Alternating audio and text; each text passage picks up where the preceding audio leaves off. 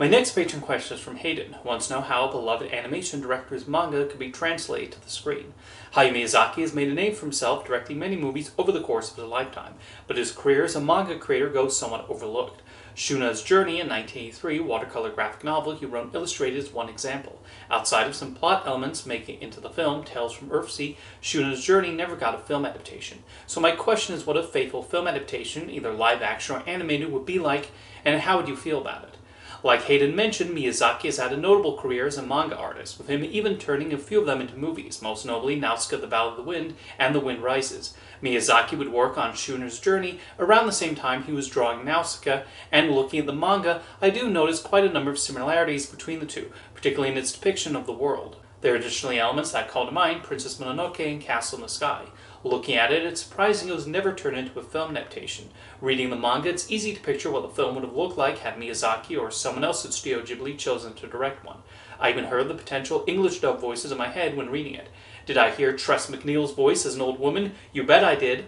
A lot of the story involves Shuna traveling from one place to the next, and Miyazaki is really good at depicting a character's literal journey as they arrive somewhere and meet the local inhabitants. Then there are the incredible landscapes, which would look absolutely gorgeous if brought to fully animated life. You can almost picture the beautiful Joe Hisaishi score in the background as Shuna rides through the valleys and other locales. What Miyazaki especially seems interested in highlighting here is the way people mistreat others, as we see people being traded for slave labor. Again, you can practically hear the gruff voices barking at the slaves.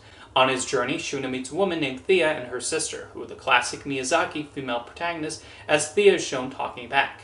I actually imagined Mae Whitman as the voice of Thea as I was reading her dialogue.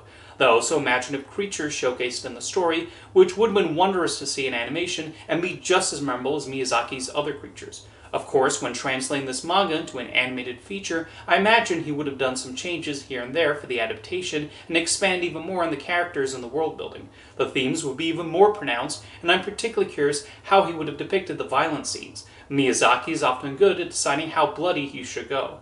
Another question could be where exactly in his filmography he would have decided to make this movie. In my opinion, Hayao Miyazaki has such a perfect collection of movies, with all of them being worthwhile.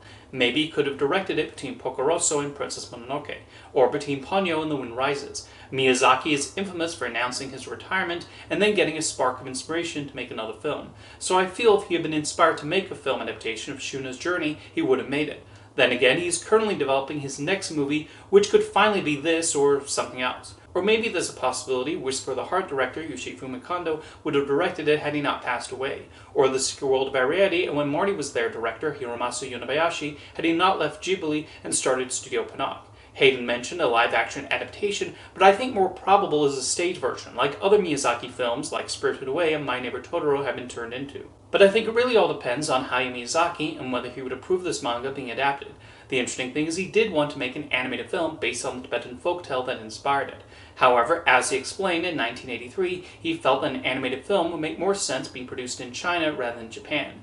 Thus, he decided to just illustrate his interpretation of the story instead. It's a little surprising he felt this way, seeing as he would later adapt books by British authors, had a desire to make an animated adaptation of Pippi Longstocking, and has set films in Europe. But I'm not going to tell Hayao Miyazaki what to do. In any case, I'm glad Shuna's Journey did eventually get an English language translation a few years ago, and as I said when reading it, it's not difficult to picture the animated film in your head. If you're a fan of Miyazaki's work, it's definitely worth looking at. Thank you for the question, Hayden.